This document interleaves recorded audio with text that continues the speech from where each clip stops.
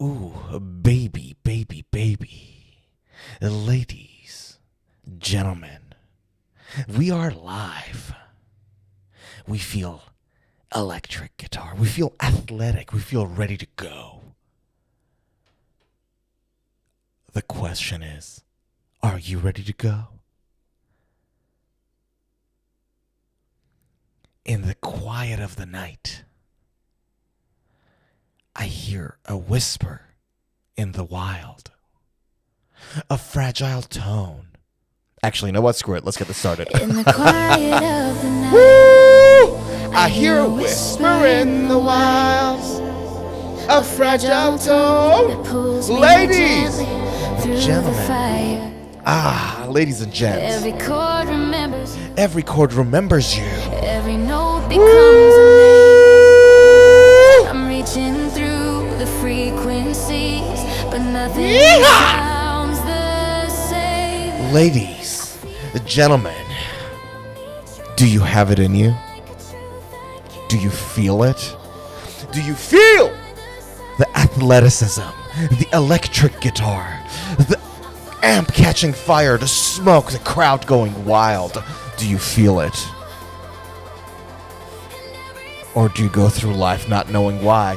Ladies and gentlemen, I need you to wake up. I need you to buckle up because we are about to begin the most athletic stream ever.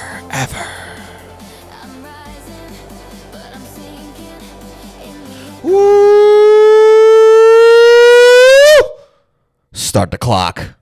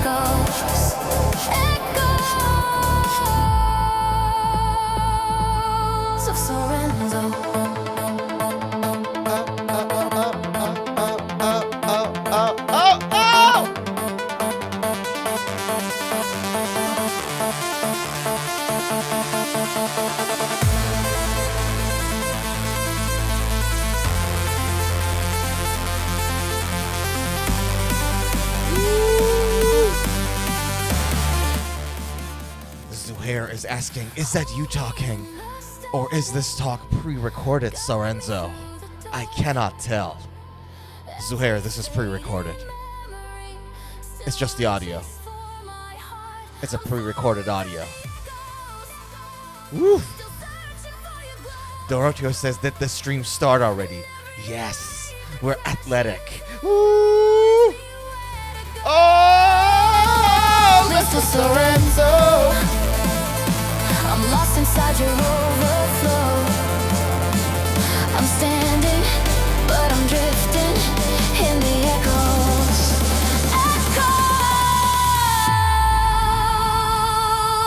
Echoes of Sorenzo. Woo!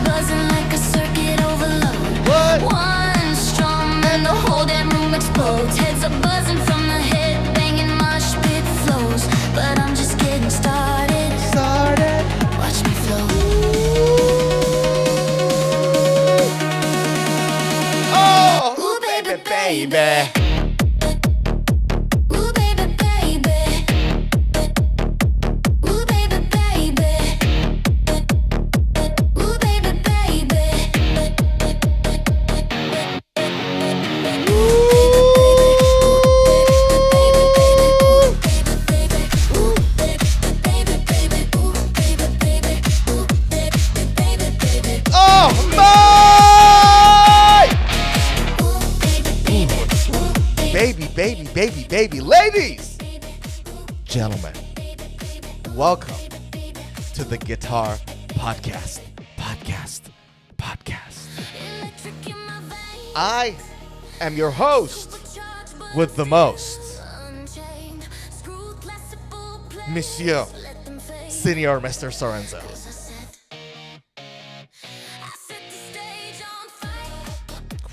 Baby. Ladies, gentlemen, I am in mood. I am in the mood today. I gotta tell you, we are so in the mood today. It's not even funny. Like, seriously, ready to go. And here's the reason why. We've got a kick-ass stream for you today. First, we're gonna talk about Kramer guitar. More like Creamer, but Kramer.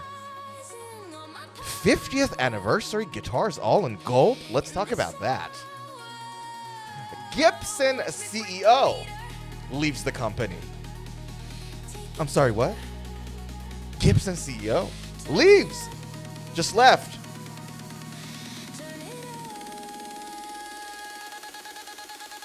Then we have two new guitars coming down to the market. One is a Sire Larry Carlton. And then the other one, I'm not going to tell you. You have to wait and see. Why should I spoil all the fun here at the beginning? You guys just coming in and expect me to spoil all the fun just like that. Why should I do that? I'm not doing it. Not telling you. Not saying anything. That's it. I ain't no snitch.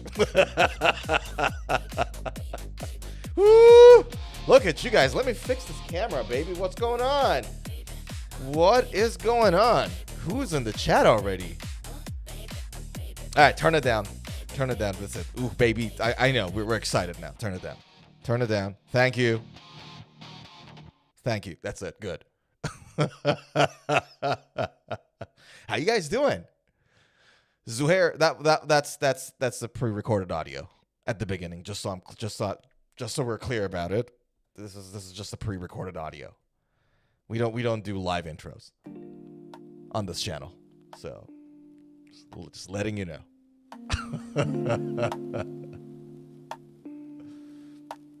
All right, what's going on here? Doroteo says the stream started already. Of course we did. We're always on time. I don't know what you're talking about here. Hasn't been a single instance when we started the stream late or at an unexpected time. Just doesn't happen here. This is not. Does it happen? Did it ever happen? Be honest. Ay. Doroteo says, items on the docket. The new JBL Bandbox Trio amp is a game changer. A JBL Bandbox Trio. Oh my, okay. Let me put it right here for us to have a look. JBL Bandbox Trio. Ooh. Okay. We'll look at that. We'll look into that. Okay. Pre-recorded, bruh. That's right. Zuhair says, I can tell it's definitely pre-recorded. What are you talking about? That's exactly right. Doroteo says, nice ESP black guitar on your screen. Oh, yeah. Oh, yeah. The intro. Yes, sir. Yes, sir. Doroteo says, I'm confused. Sorenzo is keeping us in suspense. It's like the stuff I gotta do in the background to get the stream going. Zuhair says, nah, I think you got me wrong. I wasn't talking about the music, about you talking over the music. Yeah, I know. It's all pre-recorded. Like what you just heard at the beginning, supposedly sounds like I'm talking over the music, right? As like for the intro. It's all pre-recorded, bro. Woof. We're ready to go. Zuhair says, looking nice today. Thanks, brother. You know who looks nice? You look nice. That's right. Don't be ashamed of it. All right, shall we get the party started, y'all? We've got a few things to cover on the stream today. Ain't gonna lie to you. We've got a lot going on this week. And there's a lot of news this week, big and little. So let's jump into it, shall we? Let's do it. Shatter the glass. Let's go. Bo! Kramer. I really want to make that Kramer joke, but I'm not. Okay, I'm gonna show restraint.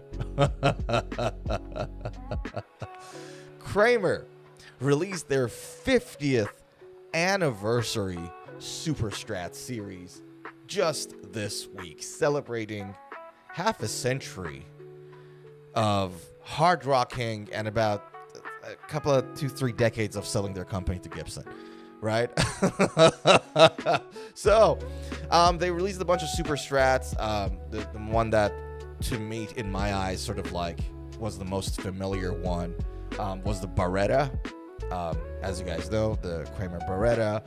But they have the Volante, they had the Night Swan, they had the Pacer, and a bunch of others. So yeah, so it's all nice. There's about, I think, 6 or 7 different models that they released the 50th anniversary for, all in gold. And I thought that's worthy of talking because Kramer these days, you don't hear of them often anymore as much. Like there was a time that they used to be huge, really big, and it just doesn't have that much recognition, especially in the younger crowd anymore. That's for sure. But I thought, let's show it some love. This is a nice guitar. So the 50th anniversary Barretta, for those who don't know, it's a Super Strat that has been around for a while, right? You can see one notable feature of that is that tilted humbucker, single humbucker that it has, and the volume knob that is so close to the trim. But that's your nice little Barretta going on over there. These are bolt-on guitars. The headstock, that headstock shape, Kramer, right? We like that. And then the funny thing is, even in a sort of a $1,000 model, they got the Allen keys hooked to the back of the headstock like that, which I thought that's a nice little touch. We liked it, right? Comes with a gig bag. Kind of could improve on the look a little, maybe I don't know. I don't know if it's a deluxe kick bag, okay, or not. But the guitar is out. A maple-bodied guitar, 25.5-inch scale, with a maple neck and a thin Kramer profile. That's the thing is now. Kramer Eruption Pro Humbucker pickup and what they call a premium gig bag that, at least in the images, doesn't look that premium, to be honest with you. But let's go through the specs for a second. So, maple body, by the way, only maple. So we're using super hardwood on the body. Haha. Solid body guitar, Barretta shape, and a gloss finish. Not a surprise at all. There, like nothing crazy new. Ebony fretboard, 12-inch fretboard radius. Again, not a surprise. Dot inlays, bolt-on neck, maple neck, locking knot material. Not like you got much of an option because you got the floating bridge going on there. Kramer thin profile, and then 25.5-inch scale and length. We already talked about the electronics. Comes with a Floyd 1000. And the control knobs are knurled. Zebra bobbin pickups, so no cover on those. And then you got the die-cast tuning pegs on it. Comes with 942 string gouges right out of the factory. And you got the Kramer hockey headstock. So you can get similar like headstock on, some of the Explorers, for example. Some of the stuff that Gibson mixes and matches, like what Fender does with Jackson and Charvel, I guess, right? Put the same headstock, put a different brand on it.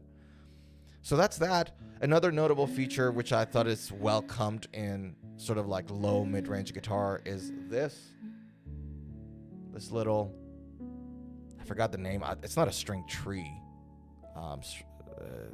String holder, whatever. I forgot its name. But it's a good thing because essentially what happens is that Gibson guitars, usually a lot of other guitars through Kramer's included, they're not built with a Fender guitar building paradigm. So the headstock is not actually straight, it has an angle. Now what happens is that as your strings come out of the locking nut here. So let me open this one for you guys so you can see. Oops. There we go. Right? So as the strings come out here, if the bottom of the string is not touching the middle bit there, right? So in other words, if the angle of the headstock is not steep enough to get the strings to touch the bottom of your locking nut, then if you go on and you close your locking nut and you just like close those Allen keys, your strings are going to go out of tune, right? Because those Allen keys essentially are pushing the strings further down. So what this little thing here does is that it pushes those strings down already for you, and then you can go on and then lock your nut, right? The thing is that the build quality for a lot of guitars in this price range is not always excellent and perfect. Hell, I have a US-made guitar that is supposedly custom shop and all that and has that issue, right? But it doesn't have this thing over here, so I have to sort of like figure out my tuning, know the guitar, and just do it. So that's a nice little feature going on over there. You can drill those on a headstock, by the way. So for those of you who you can do it at home, maybe you can do it at home, you can take it to somebody, it's just 2 holes, do that, and like a $5 piece of metal max, put it on top and you're good. So that is that. It's an interesting thing. I like the fact, I appreciate the fact that they're keeping the brand alive. I really do. I think Barrettas need a little bit more love. Zuhair says, dude, it's like 85, 90 degrees in the mid-afternoon these days. How about where you are? We are in the middle of the winter. Dorothy says, I had a Kramer Striker axe back in the late 80s. Wish I would have kept it. Yeah, right. For those who don't know, this is, Kramer Striker. That is a Kramer Striker, for those who don't know. Different colors, but that's the vibe. Nice. Dorothy says, real hot this summer in Texas. Right, okay. Yeah, so I've heard. You guys hang in there. We'll bring you the cold in no time, trust me. Because we're in the middle of freaking winter. Isn't it weird how seasons are different? Like that. I found it always fascinating. So anyway, so we got this golden color here, right? This is the anniversary gold. But this guitar also existed in ebony. Looks slick. We like that. The jumper red. And the bumblebee yellow. So there you have it. Funny enough though, so the anniversary gold comes with the Eruption pickup, right? Kramer Eruption T Pro. Whereas the other colors come with Seymour Duncans. Check this out.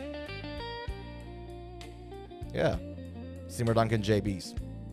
So, for those who are into the Kramer sound, gold is the way. What's the price difference? I didn't notice. Hold on. So it has a $200 price difference, right? Okay. Color and the pickup probably. So this one goes for $1,000. Streets for $1,000. Yeah, I'm glad they're keeping it alive, man. Can I tell you guys something? I would have loved it if this guitar had a fixed bridge. I would have loved it. And I know you can buy something very similar to this, like this kind of a shape, like with San Dimas, for example, right? If you get a Charvel San Dimas, you know, San Dimas, however you pronounce it, you know, you can get something very similar to this. Again, bolt-on neck, nice little round horns, you know, on either side of the cut. So you can get something very similar to it that kind of gives the vibe. But I don't know, like, this, I've been thinking about this constantly as of late. It just feels like every guitar is having tremolos now. Like, there was a time where I used to think, you know what, tremolo is this extra thing. Guitars, by default, are hardtail guitars, like that's an electric guitar, and then some of them have Floyds or any other floating bridges, right? It seems like the equation has shifted. It's like reversed. It's like electric guitar has Floyd roses now. You know what I mean?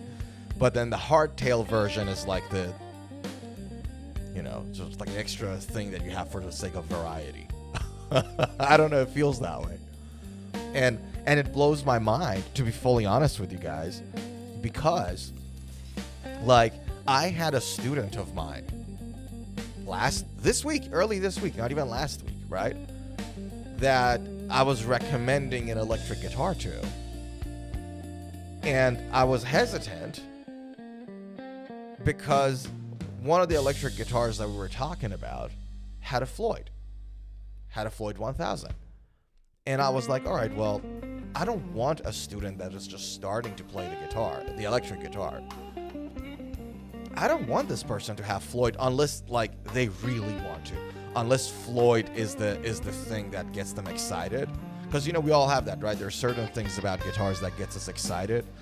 And so as the aftermath of that, to achieve it, we don't necessarily make the best purchase, right? Another example of that is buying a V-shaped guitar as your first electric guitar. Wouldn't recommend it, right? Because of the shape of it and how you sit when you hold it and things of that nature.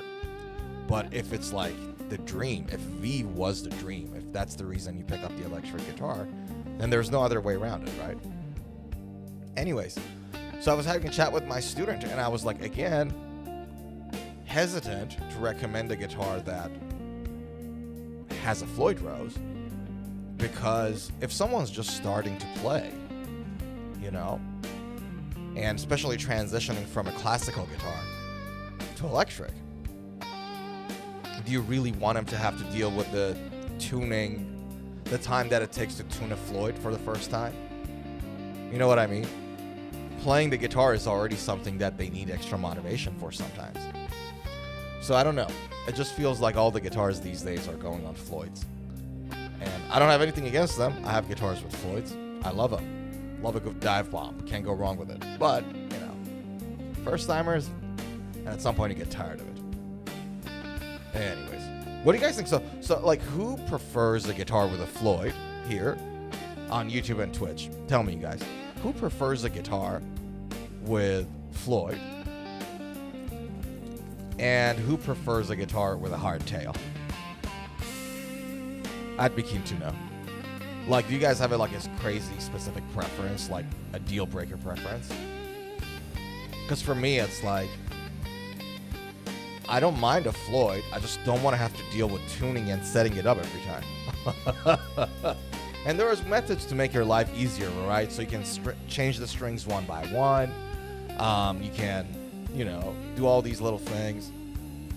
But man, like, that's after some point the excitement for it went away from me, and I'm like, I'd really prefer the simplicity of a simple fixed bridge guitar. Like, hip shots are great.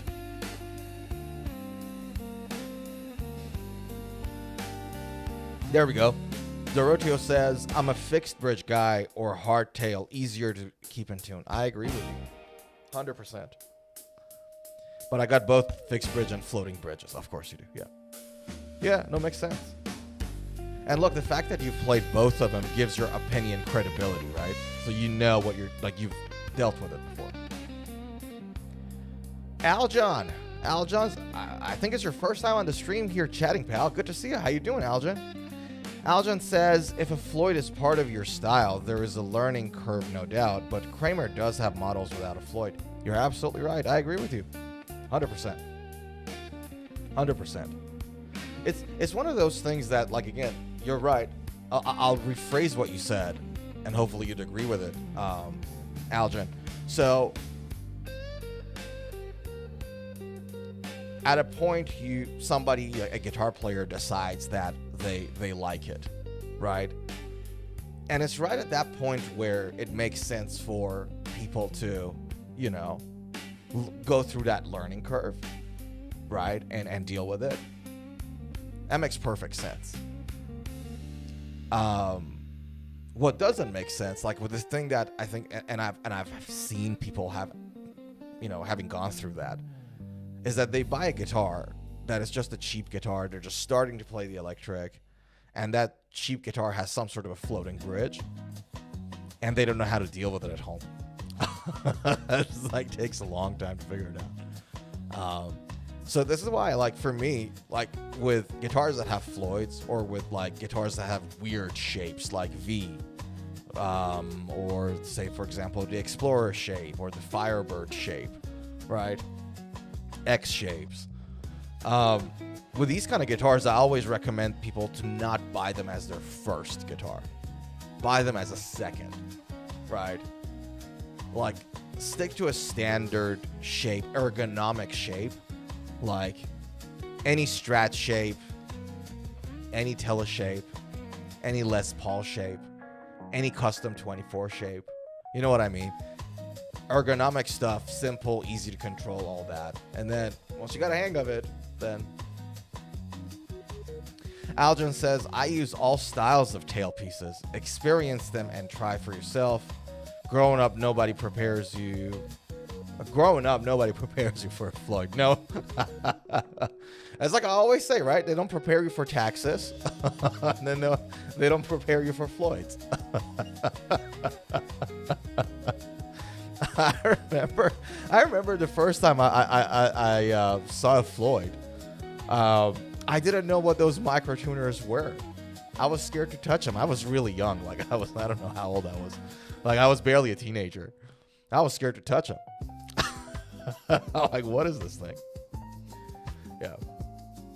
Apparently those little microtuners, and I don't know if this is true or not, but apparently they were inspired by violin tuners. Violin tuners are very, very similar in mechanics. If you look at the violin, they have microtuners there. Yeah. I have a feeling that's where the inspiration came from. Aljan says, started on a Kramer, now flying V's are my jam. Hell yeah. Okay, so you're a V guy. Well, there we go. What a coincidence. We started talking about V's, and there you go. What do you like about them? What is it that speaks to you about those V's? And are we talking Gibson flying V's, or do other V's count? Like, do ESP Arrows or Jackson King V's count? Because flying V usually means Gibson and Epiphone. I'd be keen to know. Yeah. If I'm ever to buy another V guitar, I'll be honest with you guys, it's probably going to be an ESP Arrow, like an ESP LTD or E2. I really dig E2s for some reason. Could it be that I was born in Japan? I don't know. Maybe. But I really dig E2s. Like if I ever buy another V-shaped guitar, it's going to be an Arrow E2. I really dig those. They look really good. They look really good. Yeah. Okie dokie. Shall we jump to the next item on the docket? And I thought this is something that a lot of people mentioned in videos, but I don't think anyone really dug deep into it. And I thought it's a good chance for us to actually dig deep into something that I haven't seen anybody do it yet. Aljan says, the Gibson Epiphone Flying V, the only guitar that tells you how to play it. Yeah, fair enough, dude. Of course I'm partial. If you know, you know. Yeah, I get it. I get it, dude.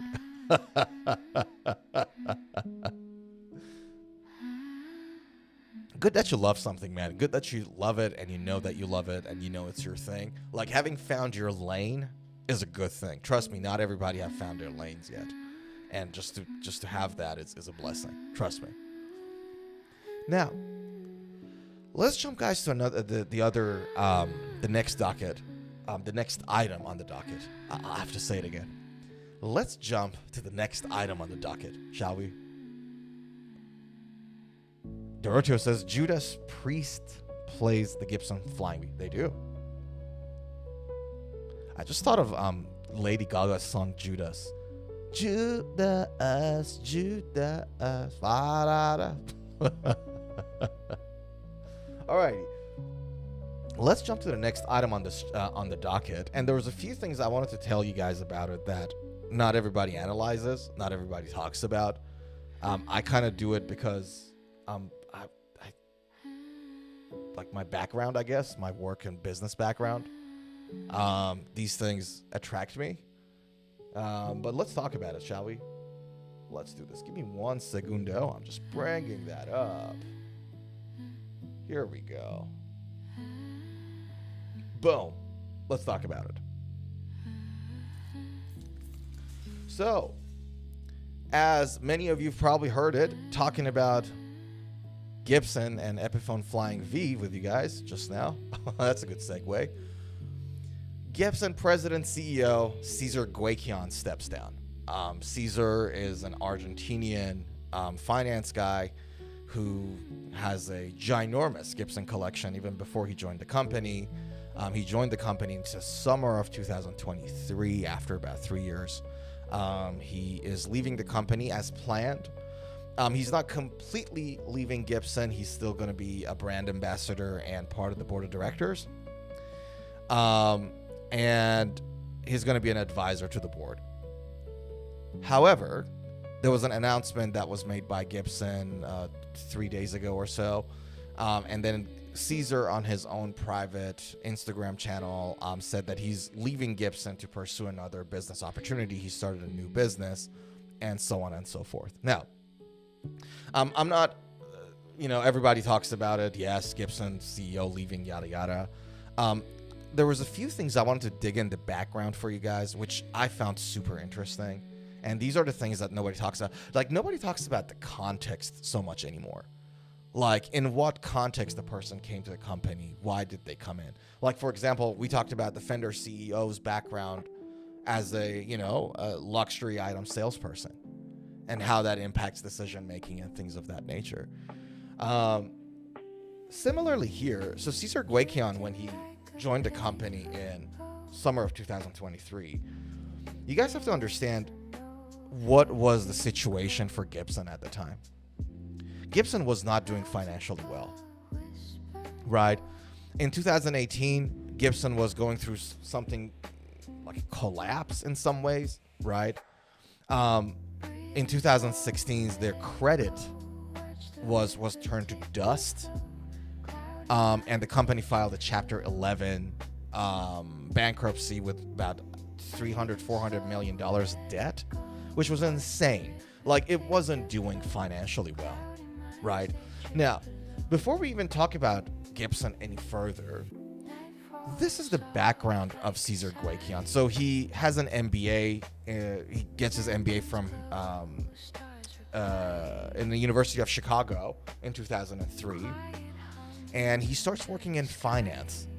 He becomes a very avid credit investor. So this is the person that is very good, is trained in special situations investments, right? So a company is getting destroyed and mauled, has a massive debt. He would buy the debt, help the company to turn around, and then profit on it. Not only gets paid on the debt, but also maybe buy some stake in the company and turn it around. That's what he does really well, right? He had a leadership in the UBS. In 2012, he starts a venture firm called Melody Capital, and it's a private financing corp essentially. And then he's competent, man. He had $100 million when he started in assets under management. He grew it to $1.5 billion from 100. So, and this is right before he bought and acquired, not bought, but like acquired a part of Gibson and their debt in 2013. So, just so you guys understand, with these CEOs, like, there's a difference between someone like Cesar Guequion and Jeff Kiesel or Paul Reed Smith or John Suhr. These are founders, luthiers themselves. Well, Kiesel is like a family of the founder, but it's a family business, right? But like John Suhr, Paul Reed Smith, these guys are luthiers, founders involved. Whereas somebody like Cesar Guequion is just the CEO, right? Somebody like Bud Colin Fender is just the CEO, right? But his background is a person who is a accredited investor, essentially, right? So what happens is then, in about 2013, 13, he starts buying Gibson debts.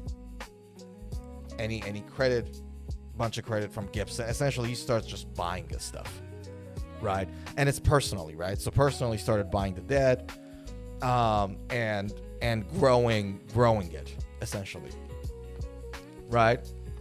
So then what happens is that since 2013, he keeps doing that, and starts also buying parts of Gibson a little bit, invest a bit more. And then in 2018, he officially joins the Gibson leadership team following that Chapter 11 bankruptcy. So that was his like window of opportunity for him to jump in and joining the leadership of Gibson in 2018. So he now joining in there as a part owner and as a person that owns some of the debt, right? And then in the summer of 2023, he becomes the CEO again, not just as a hire, as a part owner. So this is the context of which Cesar Guequian came into sort of prominence in Gibson. This is not an artist. This is not a luthier. This is a credit investor, a venture capitalist, who is passionate about electric guitars. And maybe it was lucky for Gibson. Maybe you could say that having almost $500 million in debt, and filing Chapter 11, to restructure, maybe that was what Gibson needed. Someone who's an expert in credit investment and financing and restructures and things of that nature to come in and turn the business around like he did. So this was what Cesar Guequian did in Gibson in terms of his rise to the leadership of Gibson, right? Now, what he improved on, other than obviously the biggest highlight, was that he just pulled Gibson out of the misery that they were in 2018, the financial disaster that they were in. And the second thing he did, which I think it was notable, and we got to give him credit again when credit is due, the product quality and turnaround was another win that Cesar Guequian brought in. So what Cesar Guequian did was something like a product first mentality in Gibson, right? Before that, and you guys remember me saying this statement when we were talking about Fender, I said there will come a time that Fender and Gibson will become too big, that the brand name becomes more valuable than the product itself. The brand name of Fender and Gibson becomes bigger and more valuable than the guitars themselves. And that's when those companies will start focusing on selling on freaking t-shirts and coffee mugs and other merch as opposed to just guitars, because there's only a certain number of guitar players in the world. You have a limited number of people that play the guitar, but a whole lot of people wear t-shirts, don't they? Right? And so, to his credit, one of the things that Cesar Guequian did was that he brought this product first mentality back to Gibson. So, and one of the first things he did was that he changed the Gibson name, the company name, from Gibson Brands Inc., I think that's what it's called, to just Gibson. So he changed it to sort of like really bring the focus there to what Gibson is supposed to be, right? So that was another like really sort of like a positive thing that he did to improve. Another one was he sort of gave life to Murphy Lab, right? The Murphy Lab that is so famous now and all that. He really gave life to Tom Murphy, one of the master luthiers, guitar custom shop person, to just sort of push that historical accuracy and that legacy of Gibson in the Murphy Lab, which is again another thing. And all of these stuff together, like saving Gibson from its financial disaster, Murphy Lab, product first, improving quality, all of that really helped turning around the sort of the brand recognition of Gibson a lot. Another one was he used somebody like Mark Agnesi to have a sort of a more effective type of activities on social media with YouTube videos and interviews with likes of Slash and Kirk Hammett and all that. So it's been fantastic. I think it's safe to say, again, as much as I'm a fan of luthiers running guitar shops and guitar stores and companies like that, as much as I want to see, founders doing it, because they're the ones that are going to care a lot more about the brand. I think Gibson needed somebody like Caesar to come in and just turn things around. Someone that understands business. You know what I mean? Now, not to say he never had any hiccups. Caesar Guequian, like, for example, in 2019, there was a Gibson video. I'm not sure you guys saw it or not, but it was titled Play Authentic. And in there, Mark Agnesi essentially kind of threatens other guitar builders. And there was a massive backlash again from the guitar community and all that. So I'm not saying that it wasn't without ups and downs. Like, they had this whole legal situation with Armadillo, the parent company of Dean Guitars, and things of that nature. But I think overall, I think the company Gibson really needed Caesar Guequian, or somebody that understands business, to turn things around. I'll tell you guys one thing from my experience. So before doing what I'm doing now, I used to run a dance school. I owned and operated a dance school. I used to be a professional dancer for about 10 years. And I ran my dance school at the end of my dance career. I started a dance school, and then COVID happened and everything went out the window. But one of the things I learned being around artists, guitar players, and dancers for so long, and trying to do business with artists, one of the things I learned is that artsy type people they've got a set of skills that are in massive contrast with what you need to run a business, right? So I'll give you an example. As an artist, one of the things you have to be really good at is to bring out the feelings inside you, amplify it, shape it, put it out in the world. You're making music, it comes from a feeling. You do a nice painting, comes from a feeling, right? It's just feelings amplified and gone out. In business, that will work to your detriment, right? So if you're running a business, feelings is the last thing you have to worry about. Like, you have to think about. It's logic, strategy, numbers, what makes sense, difficult decisions, difficult conversations, not feelings. And a lot of artsy types don't understand that. Not like that they're not smart enough to get it. They're just completely different personalities, right? I can't tell you how many times I've had discussions, hard, difficult discussions with teachers and dancers. Because they're just not in that.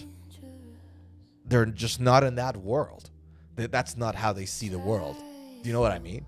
Doesn't mean they're bad people. That's just not how they see the world. And so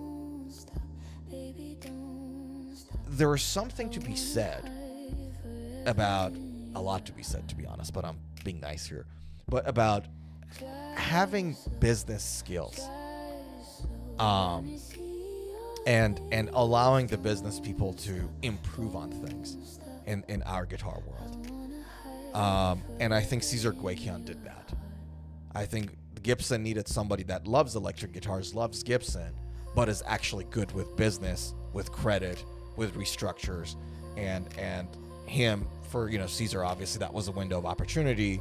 He saw a company that he loves in distress, and financially made perfect sense for him to go in and take advantage of that, and he did. And so it was a win-win for them. I think overall that was a good thing for Gibson. So, Tanaman says, we say this back to Tanaman. How you doing, my man? Tanaman, the man. How are you doing? Ryu's here. Ryu, how are you? Happy Saturday, brother. How's things? Ryu says, hence the term starving artist. God bless you. Yeah, hence the term starving artist. You know what I mean? And it's like, a lot of times, funny thing is, like, a lot of times you hear from artists saying, oh, in the age of social media, you can't just be a guitar player. You have to be a guitar player, a marketer, a business person, and all that. And you have to do all of that now. And a lot of them complain about this. And every time I hear that, I've heard it from so many people. I've heard it from people I love, like Matthew Mancuso, Matteo Sasato, like people that I really respect their playing. And I'm like, this has always been the case. The marketing, the business side, all of that has always been there. It's not a new phenomenon. The only thing that has changed is that the tools to do business have been democratized. Social media, website, purchase portals, right? All of them have been so democratized that it's just so much cheaper for you to do it on your own. So you start doing it on your own as opposed to getting an agent, a label, or whatever to do it for you. That's all been, business has always been a part of arts. Without it, there's no structure. Without it, it's just going to be a bunch of artists running around, not knowing what to do. Ryu says, ain't no starving CEOs. Hell yeah. Evening, sir. Happy weekend, my man. Ryu says, a good CEO has to know when to play what card. 100% agree with you. And I think Gibson really got lucky as a company to have somebody like him that loves the brand, understands the brand and the guitars. As opposed to, dare I say, someone like Bud Cole. Whose track record so far at Fender, if it's shown anything to us, is that does not understand how the community of guitar players work. So far, he hasn't done well. So for those who don't know, Edward Bud Cole is the Fender CEO, and before taking his job, he was running the Asia branch of Fender, the Japan branch. But before that, he was in Louis Vuitton's mother company, essentially. And then QVC before that. He's a luxury item salesperson. That's what we're laughing about. Yep. So yeah, that's what happens, man. Now, at the same time, just one last thing before I move on. That is that, you know, when you hear interviews from these CEOs that are not founders, that are not luthiers themselves, like John Suhr or Paul Reed Smith, right? So these guys are just CEOs. They come and tell you things like, oh my God, this is in my blood. Oh my God, this is it. Bud Cole talks about how he plays Telecasters or Strat for his daughters. Cesar Guayquian, as much as I respect him, comes and says things like, oh, Gibson is in my blood. This is it. It's such an honor to be here, and I can't ask for anything more. And then 3 years later, a new business venture comes and he goes. You know what I mean? You always have to expect that with CEOs. It's not bitter. It's not sad or anything. It's just the reality. So when they say things like that, like, you know, oh my God, this is it. This is the end, like for us and all that. It's just brand managers doing brand management, right? Now, I think, and I said this before multiple times, a smart person as a buyer of guitars is a person that doesn't tie their identity to a brand. You like a certain brand, whether that'll be Gibson for someone like Aljon, whether it's Chapman for somebody like Doroteo, whether it's PRS for somebody like me. You know, we all have got our favorite brands that we like, right? We all have that, not just in guitars and like shoes. Some people like Nike, some people are Adidas, some are Under Armour, whatever, right? A smart buyer is a person that got his preferences or got his or her preferences, but it's not tied to your identity. If the companies that we like go down in quality and don't treat us respectfully anymore, can we just move on? Can we just make a shift? Or will we stay? That's the difference between someone who's a thoughtful buyer versus someone who's in a cult. And I'm like, the smart person is the person that says, hey, Nike, I really not like Nike. Now, if Nike start going on about producing really crappy sneakers and really whatever, and then the CEO release a press thing, you know, saying buyers are this and that, and Adidas is this and that, and then they start doing that for some time, you got to make a shift to another sneakers brand. I'm just using it as an example, but you get the point. You get the point. shall we talk about something else? Shall we talk about our next item on the docket? This was the mystery guitar that I didn't tell you guys about because I know Dorothea would be raging if I brought it up. Dorothea, I just wanted to apologize in advance.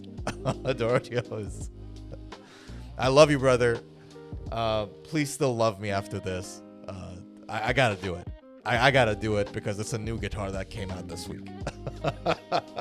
Our next item on the docket is...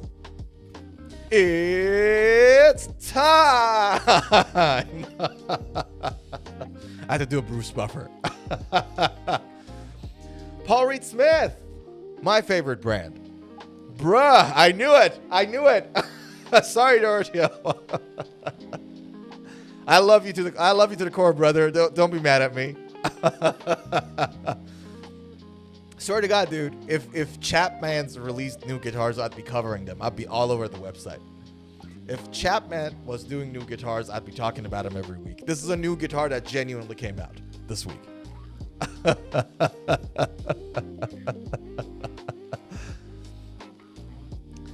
John Jordan. Why couldn't his surname just be Jordan? Just Jordan, like Michael Jordan. John Jordan. How do you even pronounce that? John Jordan. Limited edition. PRS guitar. Now, this guitar was released this week. Again, 3 days ago or so. The interesting part about it is that I think it's the first guitar from PRS that I can think of that I'm like, man, this is a one-trick pony. Every other guitar, even like the Mark Holcomb signature, right, has a really nice sounding neck pickup that you can play jazz on. It's a very versatile guitar. If you go on the bridge pickup, you're screwed, right? Like, if you go to the bridge pickup, like, with that Mark Holcomb signature, it's mean. Those Seymour Duncan Scarlet Scourge sets can sound pretty mean. But it's still a versatile guitar. This guitar is the only PRS guitar that I can think of that I'm like, it is really just the one-trick pony. Nothing else. Ryu says clean axe. Wait till you see the other color. It comes in two colors. One is this one that you saw, and the other one is the gunmetal metallic, which I adore. I really like this color. And Ryu says no tone, only volume. That's right, only volume. So get that in platinum metallic, which is what you guys saw there. Or you get this one, which is my absolute favorite.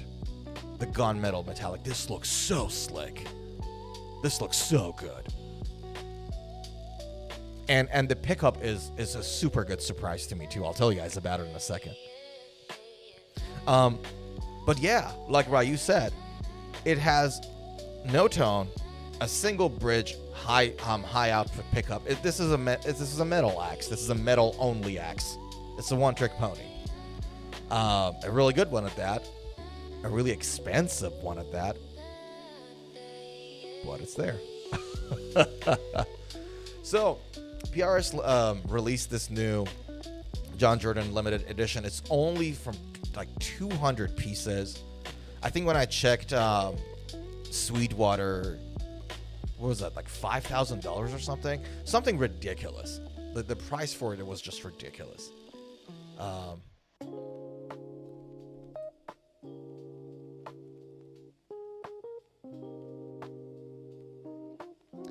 $7,000 Aussie dollars, so that's about what, 5,000 US? About $5,000, I think I was right. Oh no, 4,200. Sorry, never mind. A little less than 5,000. Still a lot of dough. But this is 4,200 US dollars essentially, which is pretty pricey, very pricey, for this guitar. Anyways, so let's have a listen to this guitar first. And then once we listen to it, we'll talk specs. And I am so happy with the pickup on this guitar. I was so happy about it. I'll tell you why in a second. Yeah, I've been playing. All right, let's rock this roll. And I'll give you guys some volume.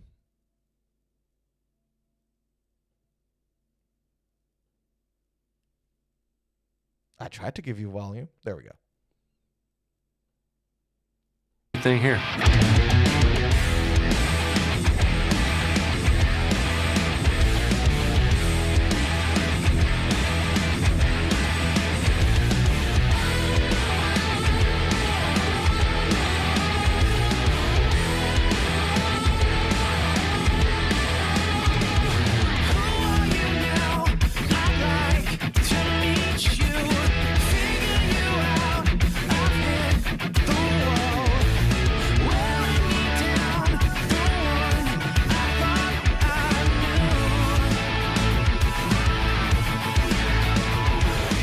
This is my signature guitar. It's a limited run. It comes in platinum, comes in gunmetal.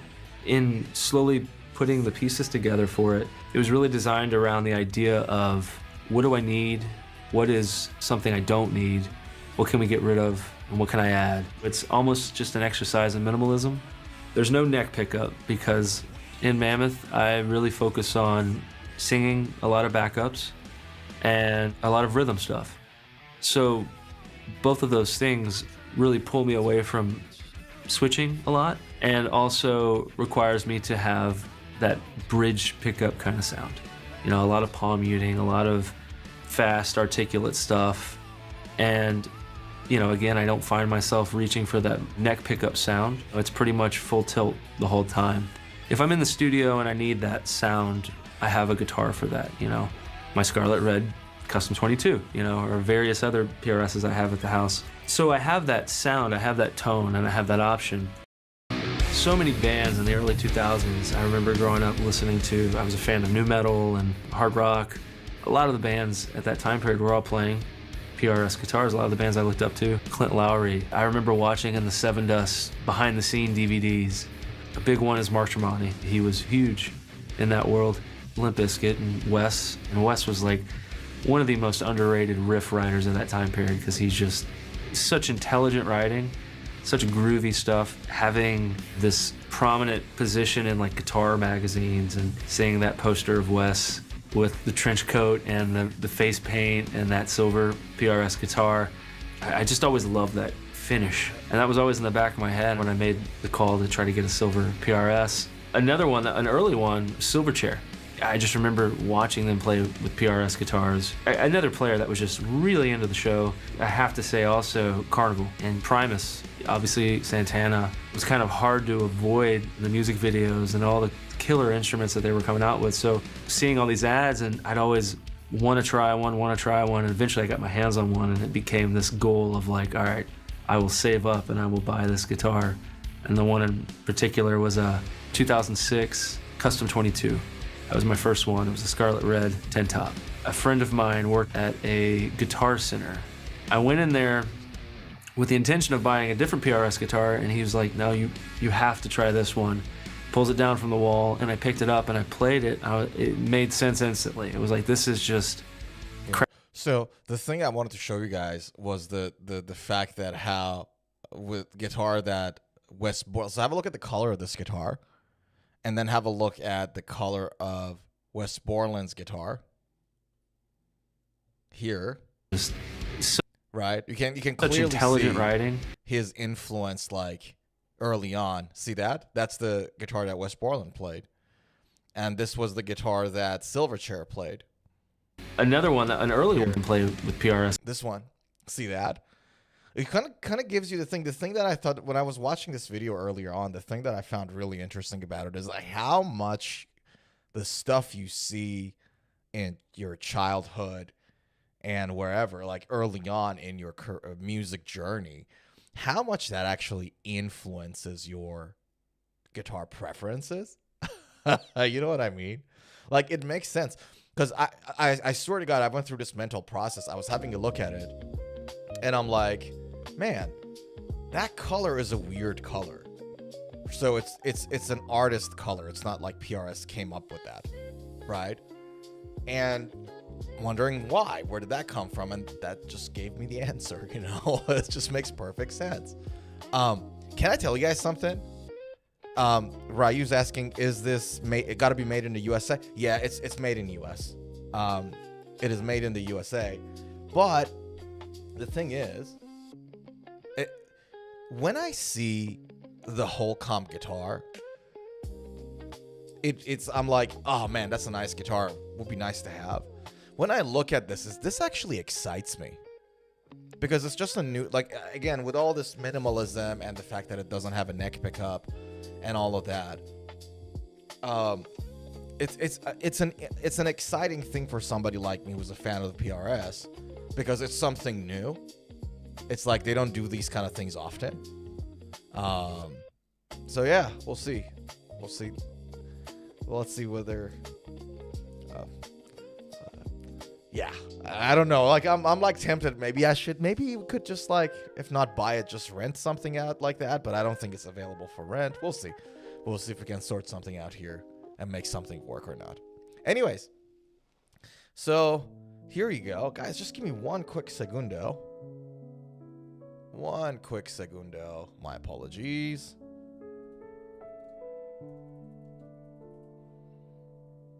My apologies. There we go. Perfect. Okay. Sorry about that. So there we go. That's the guitar. So, boom.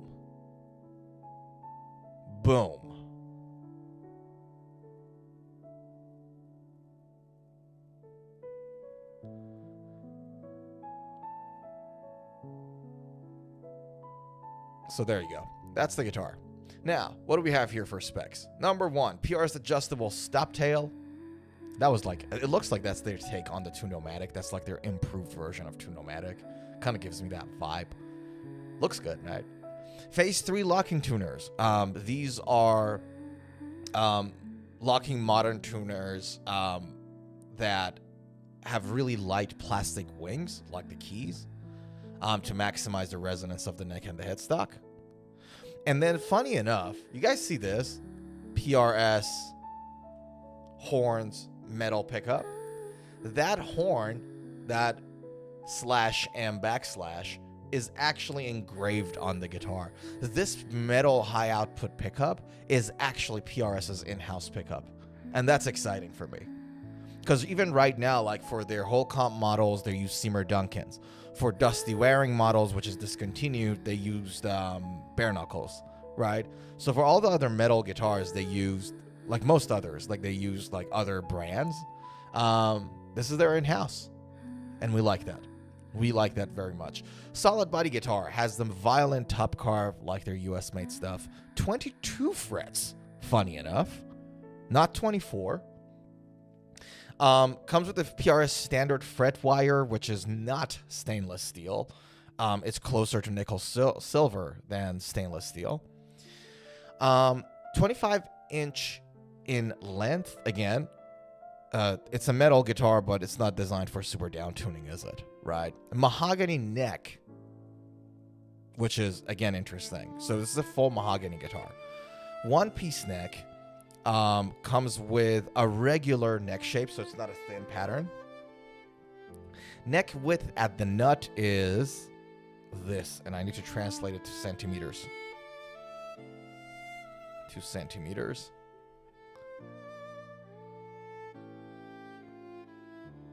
What? I'm sorry, what? Oh, yeah, okay. The neck width is 42 millimeters. Good. So, nice. We like that. That's actually, we really dig that. What about the depth? The depth. 21 mils. Hell yes. That's really good. Okay, we dig that already. It's a little, it's medium. 21 mils on the 12th fret and then 24 on the 12th. God damn it. 21 mil on the first fret, the depth of the neck, and then 24 mils on the 12th fret. That's standard regular, right? Now, by the way, mind you guys, I'll talk about this in a second a bit more, but all these stuff when they talk about like the neck depth or the width and all that, yes, these guitar necks are made with CNC machines now, but there's a lot of sanding involved, right? So once the guitar neck comes out, there's going to be people sanding it. And so that sanding process on its own creates variations amongst the exact same models, exact same brand. So this is another reason why when I say you guys, it's like a super good idea for you to go out and buy the guitar in person so you can play it before you buy it. This is the reason, one of the reasons why. The thing with neck is, has anyone done like neck sanding or refretting before? I'll tell you guys about this in a second. Let's go through the specs, and right after this, I'll give you guys some nice insider info on neck depth and width. Let's talk about it in a second. Ebony fretboard, 10-inch fretboard radius. Not a surprise for a PRS. It's a little too round for my taste for a metal guitar. At least 14 inches, please, but fine. Decal headstock, set neck, high gloss nitro finish. For that color, it makes perfect sense. And it comes with, the nut just says PRS, and I'm assuming this is something like a Graphtec Tusk kind of vibe to the nut. Only a single volume control that is in the tone position. Ryu, you said that earlier on. So the volume control that you got here is where the PRS tone position usually is, not here. Right.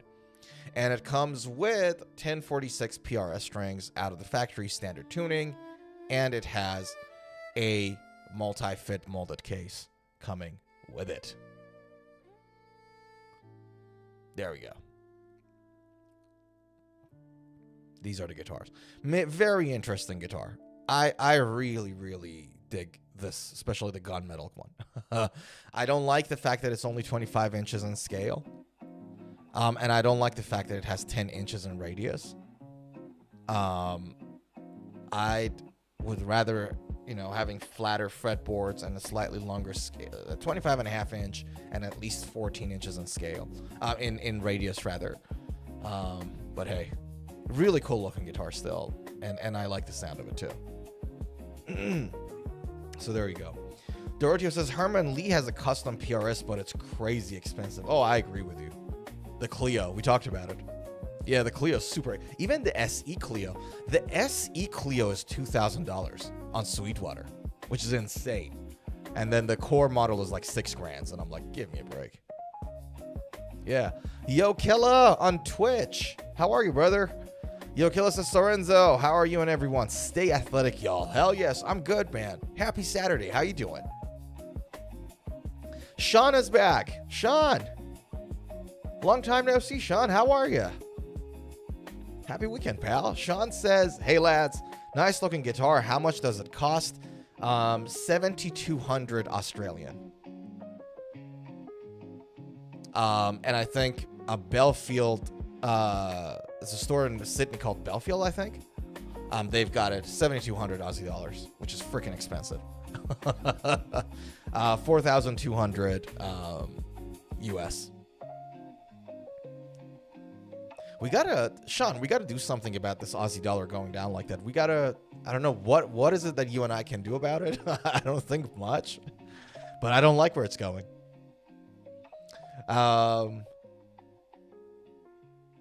Ryu says, it better damn come with a case for 5K. It comes with a case. It comes with a case. There you go. And it is, I'll tell you guys. So it is 4,200 US dollars. And it is 7,300 Australian dollars.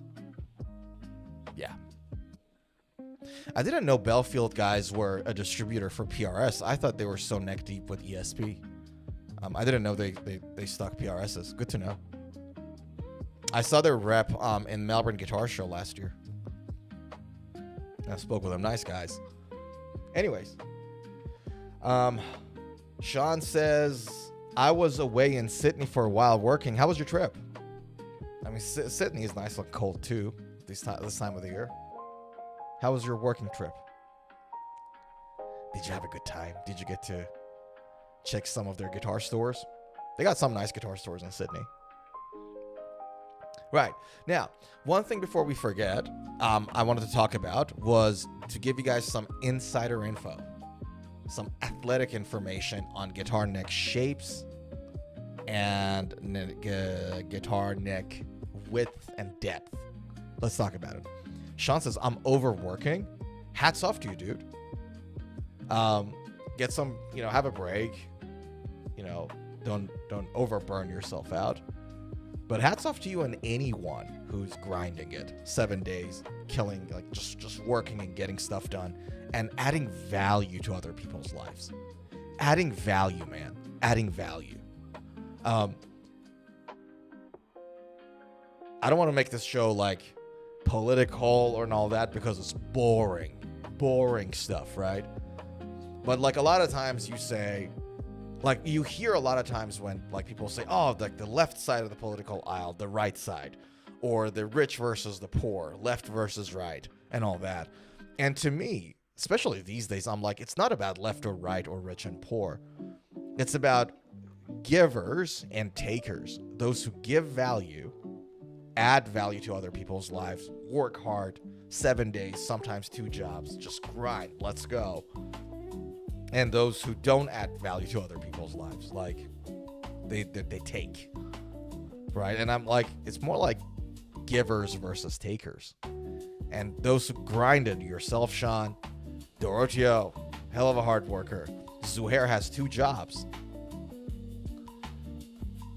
Hard working. We like that. We respect hard work in this channel, in Mr. Sorenzo Inc. Pty Ltd Corp. We respect grind on this channel. We respect hard work. In grind, we trust, as we say. Now, going back to the guitar neck. Yo Killa says, Sean, reward yourself with a new pedal, bud. I hear ya. Quote of the day. Sean needs to buy himself a new pedal today. Today! Not tomorrow, not let's see what happens, not whatever. Sean, are you there? We need a new pedal today, pal. We need a new pedal today.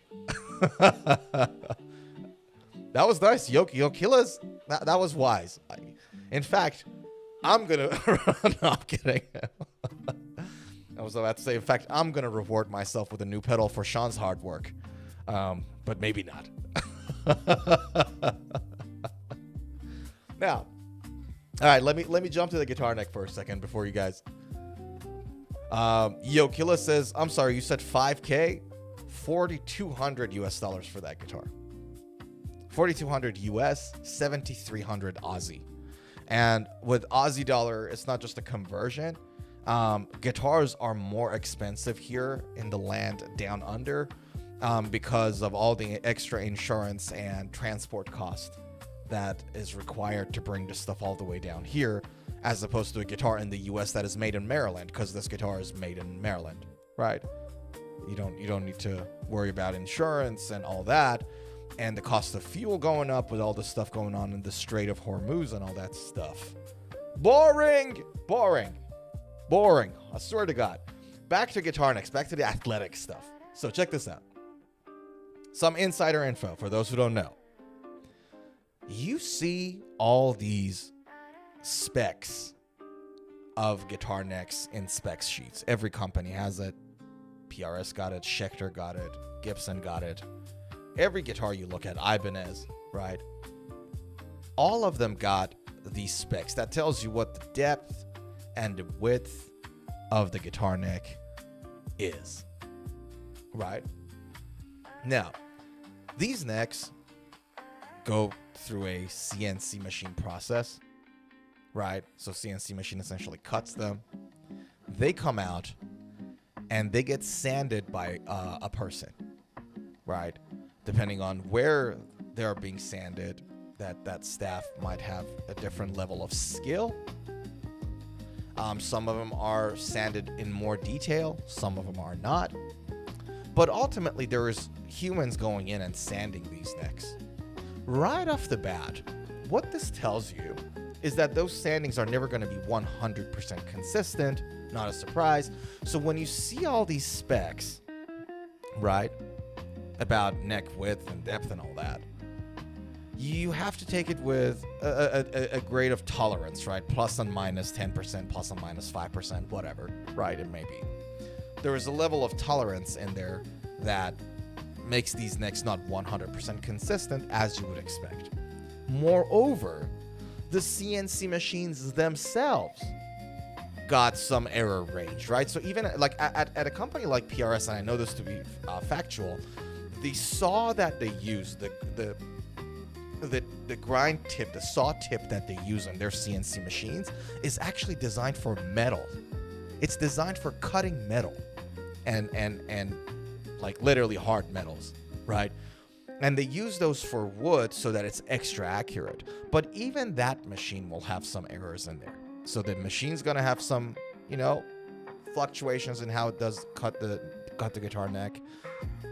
And then the person that sands those obviously is gonna have some, you know, variations. There's on a good day, you know, Bob the sander, the neck sander, is having a really good day. He made love with his missus the night before. He's ready to go. He's feeling athletic. So he puts some extra moxie on the sanding thing, and the neck turns out to be slightly thinner. And then Bob the neck sander, you know, is not having a great day. He's feeling a little bleh. He's not feeling athletic. And so the sanding is a little different now. Put those combined, that results in variations in your neck thickness and maybe in your neck shape sometimes even, right?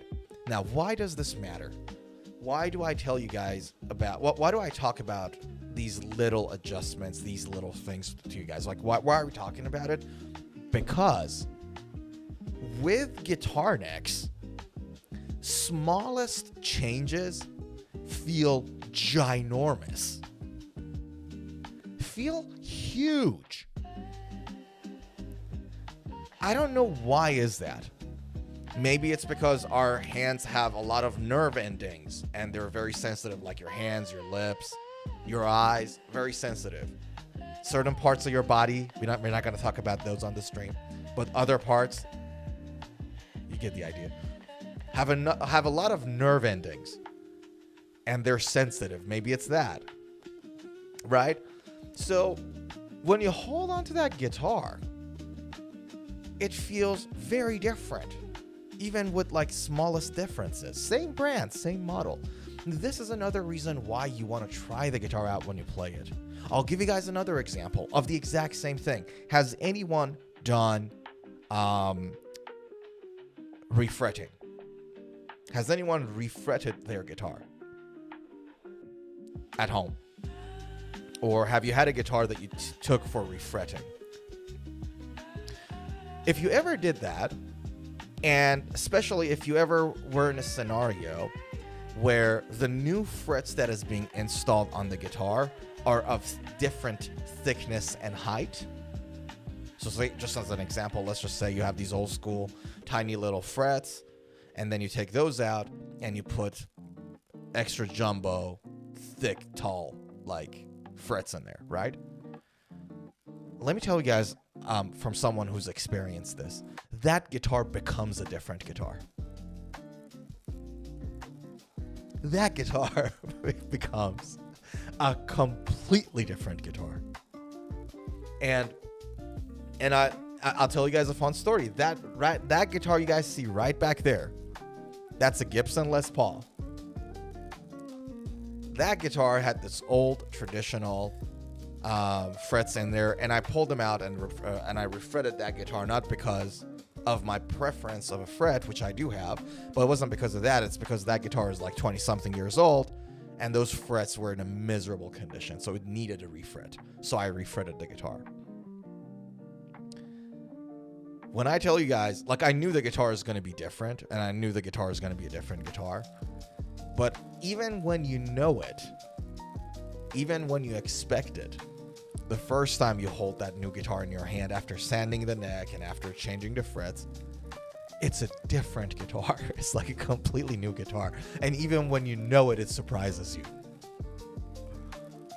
So when I tell you guys that smallest changes, whether it's just sanding, something not as invasive, very little sanding, or a lot more sanding, or even refret, things of that. Even when that changes little, the impact is huge on the guitar neck. We feel it. Therefore, when you see all these things online, do take it with a grain of salt, because two exact same model guitars can have necks that are in mathematically very similar, but when you hold them, you just feel like a world of difference. Play the guitar before you buy it if you can. That was the end of the rant. I hope you guys got some information out of it. But that was it. That's it. I'm not going to rant anymore. Ryu says Electro Harmonics just released a couple of pedals in the last week or two. Let's check it out. And Doroteo talked about the JBL Bandbox too, and I got it here. Give me a second. Electro Harmonics pedals. Ooh.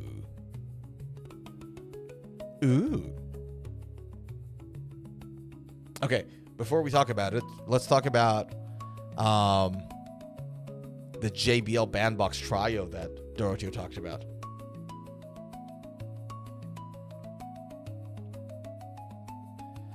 That was, so Doroteo said it earlier on the stream. Check this out. This is what Doroteo was talking about. So there's a JBL Bandbox Trio, about 500 USD. Is a portable practice amp and a speaker that uses AI to operate vocals and instruments in real time. Wow, okay. So what do we got here?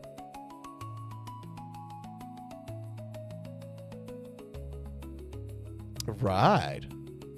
Told you guys, AI integrated amps, left and right, are coming out.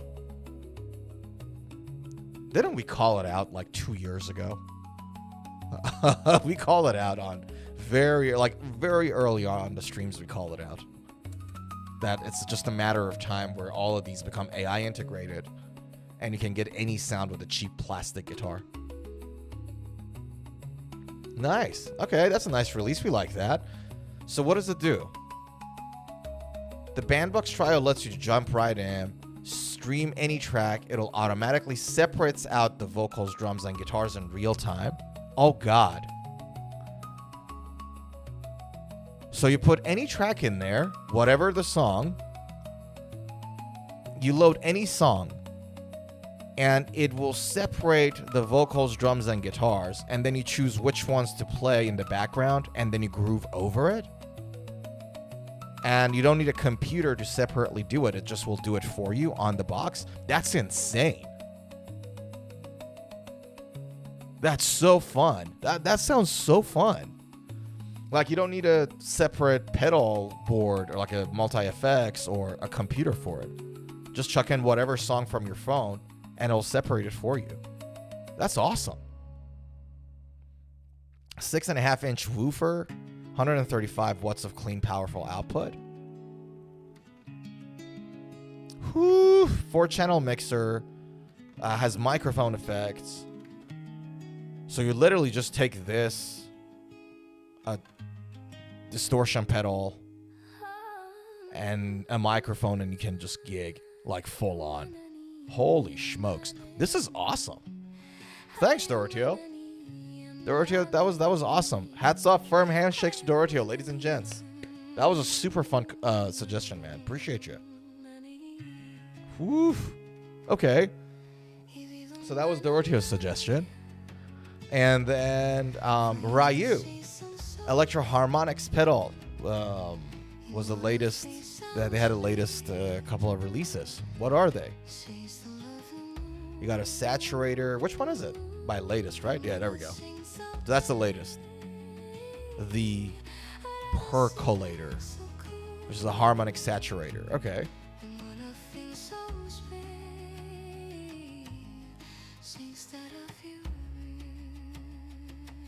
What do we have here? All right, pause the music. I love this song, by the way. We're going to play this song in the background again because I love it. But let's just listen to this thing. So, You have a percolator, which is a fuzz pedal based on the 1970s harmonic percolator. It streets at 99 USD. And some freshly brewed wake up juice. What?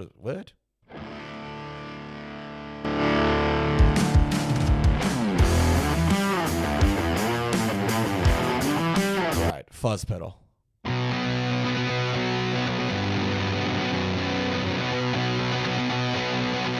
Sounds like Marilyn Manson. You guys get the vibe, right? Fuzz pedal, essentially. Right. Interesting. So there we go. You got this baby going on here. That's a new release. Athletic. I was never big on fuzz pedals, but I really dig the look of this pedal. I really do. I'm coming from a person who's not a fan of fuzz pedals so much because I just like the tightness in my sound. I like a tight sound. I always like it. It just brings the intricacies of your playing out a little better, I think. But the pedal looks awesome, dude. It really does. Heck yeah.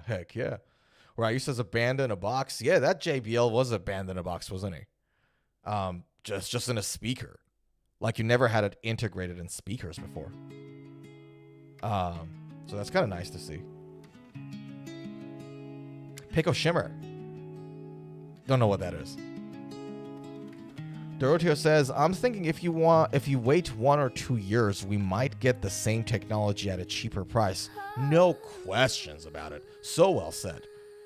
Once the amp brands create their own AI amps too, what do you think? I agree with you. And they don't need to make here's the thing, right? Amp companies are good at building amps. And I think they should remain in their own lane. Don't go about, did you guys see it on the news? There was this thing on the news came out. There was a shoe company, a sneakers company, right? That they were supposed to be the next big thing. And they failed miserably. And then they pivoted to become an AI company. The news came out about a month ago. See if I can find it for you guys. It was a hilarious story for those of you who follow business news and all that. Shoe company turned AI. Yeah, check this out. There we go. It was on Forbes. It was a Forbes story. I remember. So check this out. And this is not guitar related, but bear with me a second. I'll make it quick. So a $30 million shoe company, Allbirds, turned into an AI stock. So essentially, just long story short, they were about shoes, and they were like, oh, AI is there, let's do AI. So now they don't do shoes anymore. They are an AI company. They're a tech company now. Long story short is, it's just like, now as dumb as it sounds, because shoes and AI don't have anything in common. Like you can't be a tech guy who's trying to take over the SaaS world, software as service, and then let's pivot from shoes. You know what I mean? It just doesn't make any sense. They're not focused. The founder is not a focused founder. Like if I was an investor, I'd be very disappointed. Like I gave you money. Be focused on your mission statement. What's next? You know what I mean? Ice cream company. Anyways, so the point I'm trying to make is that for you and your company to be good at what you do, to be good at what you produce, you must, there is no other way around it, you must be focused. Right? I'll say it again. For you or your company, your business, to produce goods and services that are worthy of a transaction, good products, value-add products, you must be focused on your mission statement, whatever that is. So, Doroteo, when you say, these amp brands create their own AI amps too, I agree with you. I just don't want them to get into an AI business. I want them to license another model.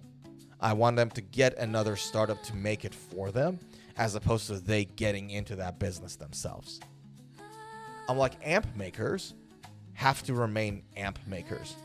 If they like, And I'm not saying traditional amp. Make solid state amps. Make amps that are AI integrated like these ones. So improve on it. Right? No questions. But don't turn into an AI company. Because these two are different businesses. There's just a different ball game.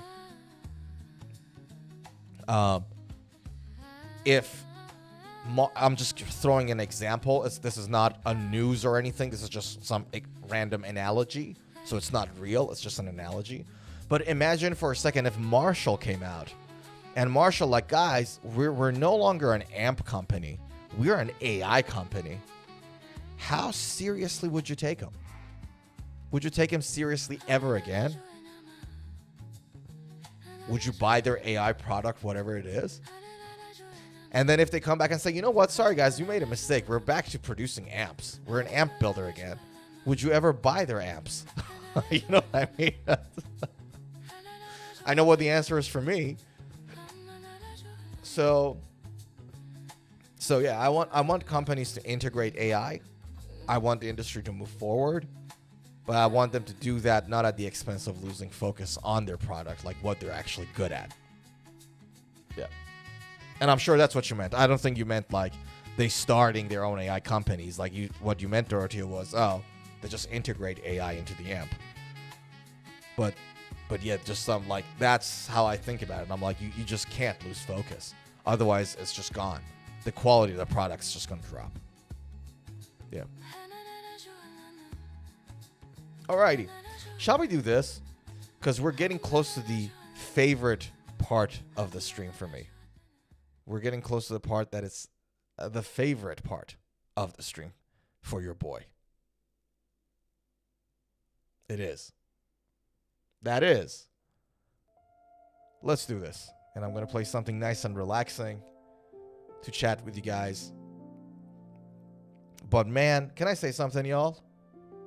Can I say something? I'm going to say something. Guys, thank you so much for hanging out with me today. This is for those who are new, like Aljon, like others who are new. Ryu says, Kampai time. Exactly right. We have a favorite part in our streams, guys, for first-timers watching it. And this is where we raise a glass together. A can. Bring your drinks, everybody. Bring your teas and coffees and beers and bourbons and that Blue Label Johnny Walker that you guys are on. And Sean, you're from Australia. Don't drink in the morning, but if you do, that's okay. Like, it's noontime almost. Guys, thank you so much for hanging out with me today. It's the highlight of the week for me. Just coming in and talking about guitars with like-minded folks that are athletic, that are ready to go, that get on the stage of life every time and blow up an amp or two, smoke, laser effects, crowd going wild. That's the kind of crowd I'm talking about. Hats off to you guys. Thank you so much for hanging out with me today, y'all. I'm just going to open this can to your health and your loved ones. Guys, this is to your health. Thank you so much. Cheers.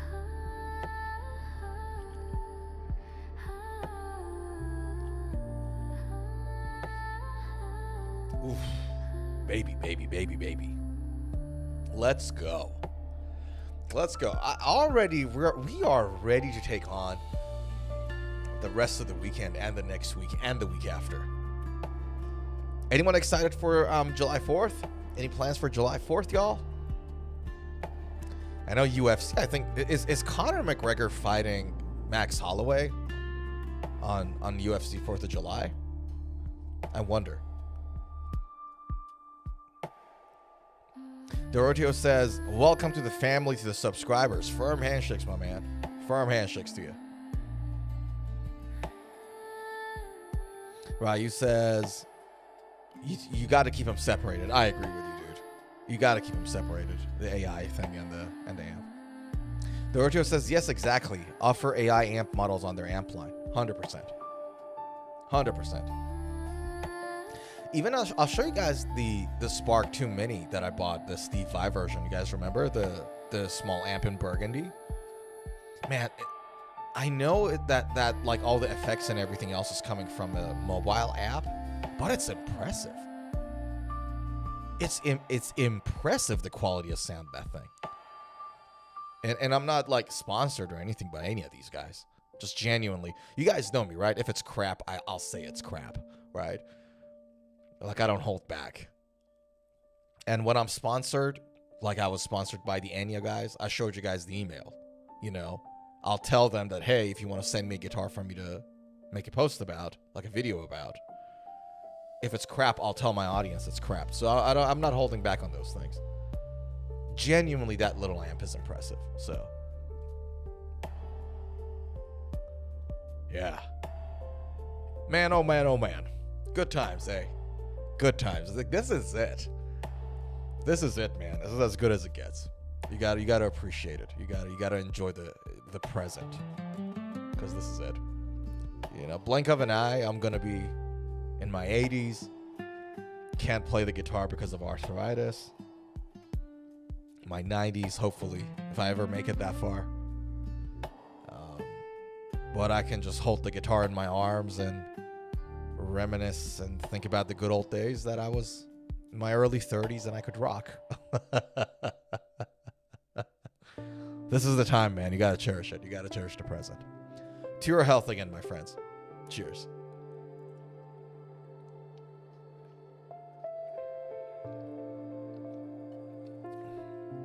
All right. Couple of more chats before we jump to the next item on the docket. Doroteo says, yes, my church is having a freedom event tomorrow night after July 4th celebration. Hell yeah. I'm in. Hell yeah, hell yeah.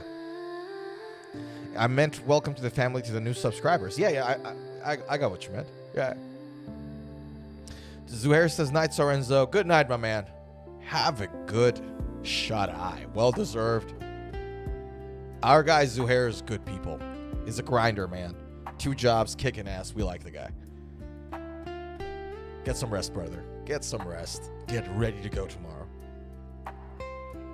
All right. Shall we jump to the next item on the docket? Thanks. Boom. Let's jump to the next item on the docket. And this was an article I saw on the Guitar World website. And I thought I want to talk about it with you guys. It was interesting because it has to do with setups. It has to do with... I'll show you.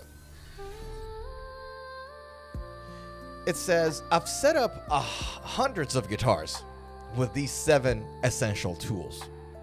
And the final hours of Prime Day are your last chance to get them at a discount. So for those who don't know, this time of the year, it's like, you know, Prime Day on Amazon and whatever, Black Friday. During these times, you get a lot of these articles that are to tell you what are the essential things for your setup, little things you can buy. These are not big purchases. These are like quick little stuff that you can impulse buy.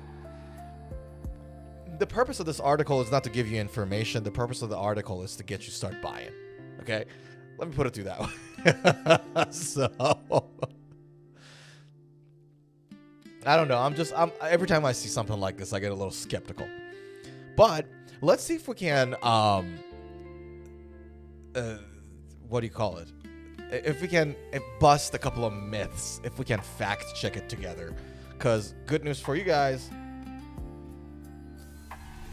your boy professionally sets up and fixes guitars, right? So semi-professionally, not professional. Professional means full-time, right?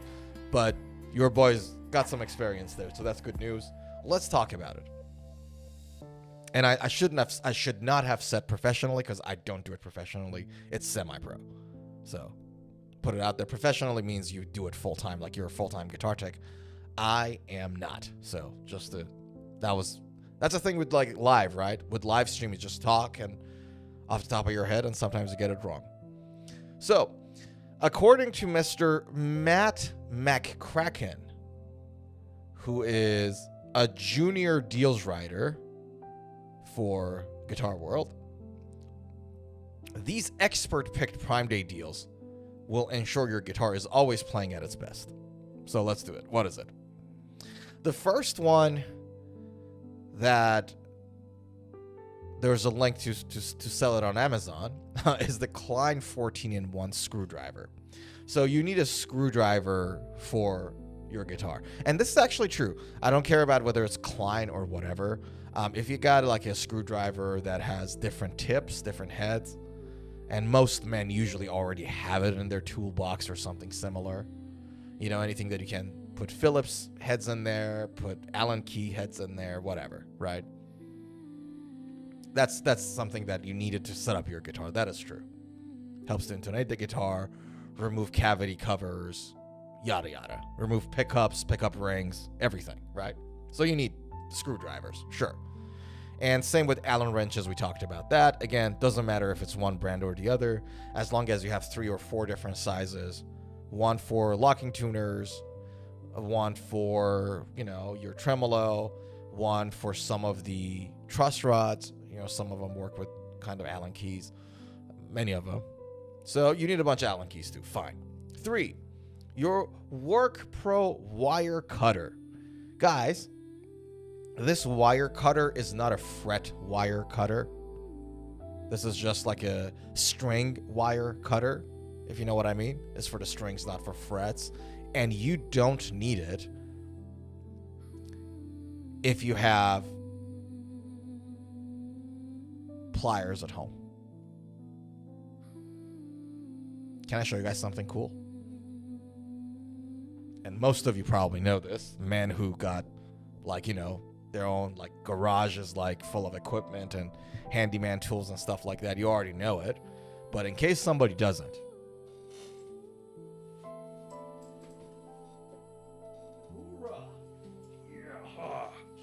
All right, this is my guitar technician tools. All kinds of stuff in there. That's my fret dressing files. That's my guitar neck rest. That's the screwdriver I use. I think I bought it from Amazon too, but I don't know the brand. But again, has a bunch of heads, so it's very convenient. That's the guitar nut lubricant and a bunch of other things. Anyways, there's a whole bunch of stuff in there, right? So now check this out.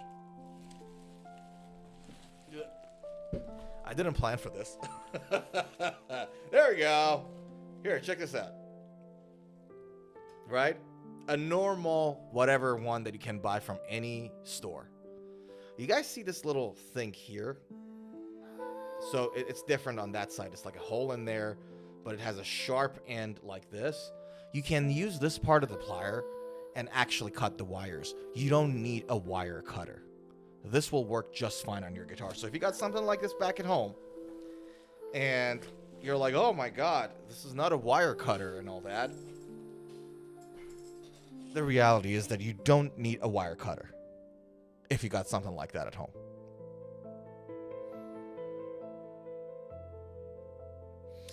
Sean says you also don't need wire cutters if you have patience.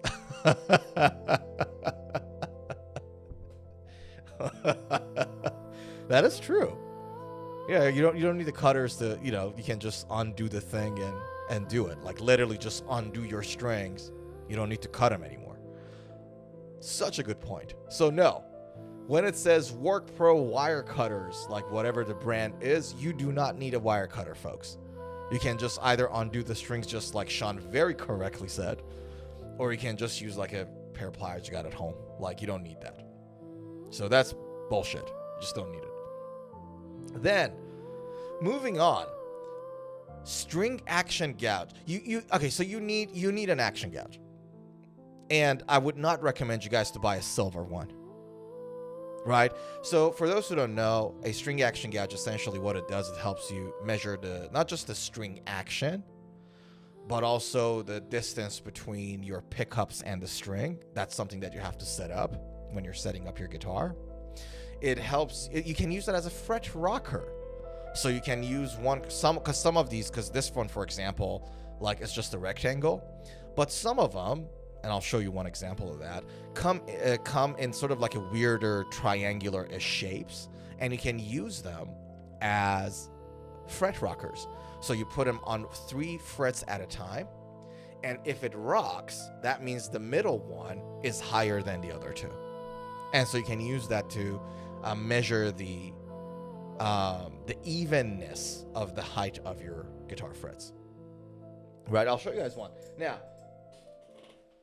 have a look. The reason I would recommend you guys, if you're ever to buy a string action gouge like this, do not buy a silver one, buy a black one. And the reason for that, and I have a silver one somewhere here too, and I could show you, but the reason for that is that if you buy a silver one and you're trying to see the black lines that are the measurements, right? Like those lines tell you like 5 centimeters, 10 centimeters, 2 millimeters, whatever that may be. It's the read, right? When you buy a silver one, the light reflection of you looking at the gouge, like you look at it and light reflects from it, right? It makes it really hard to actually get an accurate read, to see those black numbers and lines and all that on it. It's a lot harder, right? Whereas if you get a black one, it's so much easier to read. And I learned it the hard way. I bought a silver one first, and I thought, oh, it's just a bad, crappy product. Then I bought another silver one, and it was the same issue. And then I bought this one, the black one, and it was fabulous. It was just so much better. This is, and again, not a sponsored post. It's just the product that I keep dropping.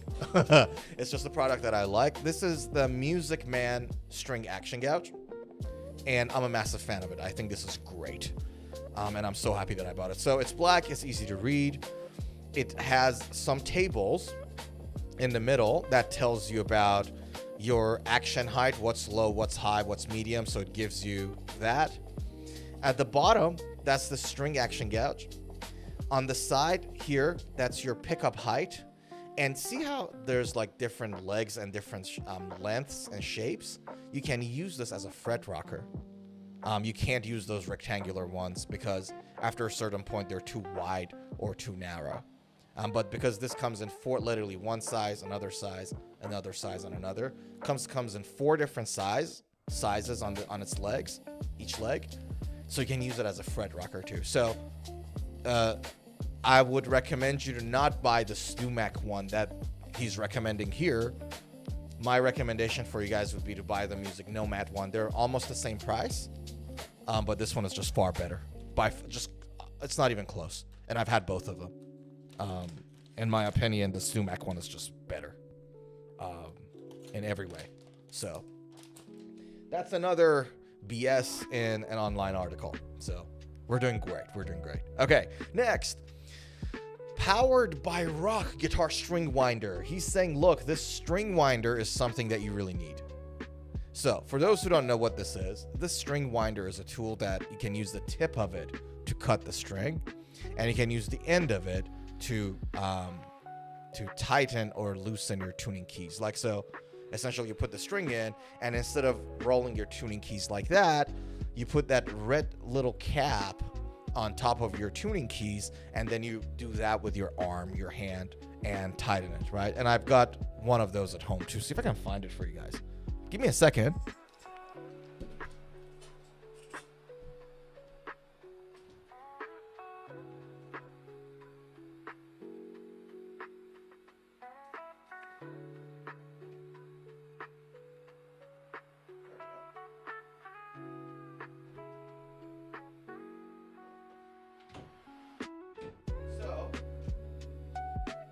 I don't know where I threw the manual one, but the thing is that the problem with the manual one, and I have 2 of them at home, I know for a fact, I just don't know where they're sitting right now.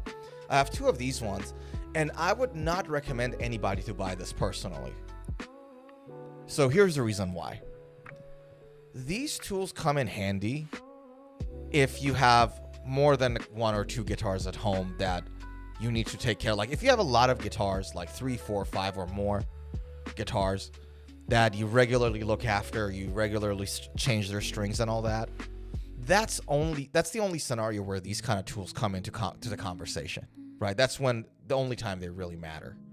Otherwise, if you just got one guitar at home, there's no point in buying something like this. You just, you know, literally just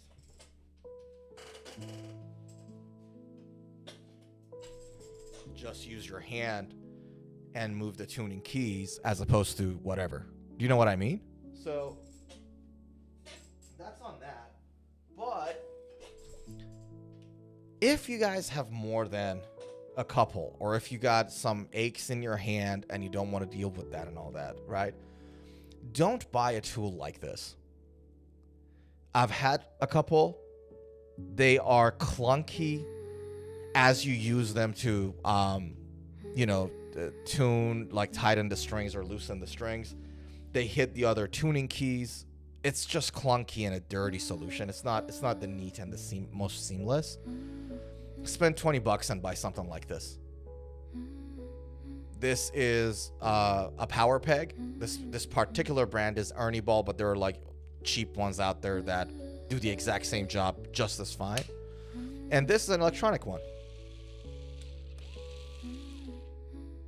If you got a lot of guitars and you want to tune a guitar, restring a guitar fast, you don't want to spend time on this, whatever, or you got pains and aches, I genuinely don't think that this thing makes your life significantly easier. I genuinely don't. I don't think it does. And I've worked with them before. Does a little, but I would say, all right, instead of buying that for $9, buy this for $20. Put a battery in there, and it's just boop, boop, boop. So quick and easy. So I think this, for its price, is just much more a better solution to do it. And this is an Ernie Ball brand. This is expensive, but you can buy like cheaper Chinese ones that are just as good. This is made in China. That's just, you know what I mean? So you don't have to make it expensive. So no, personal recommendation of mine, I don't like these tools at all. And the tips are not really ideal for cutting the strings either. They're just not good tools, in my opinion. All right, moving to the next.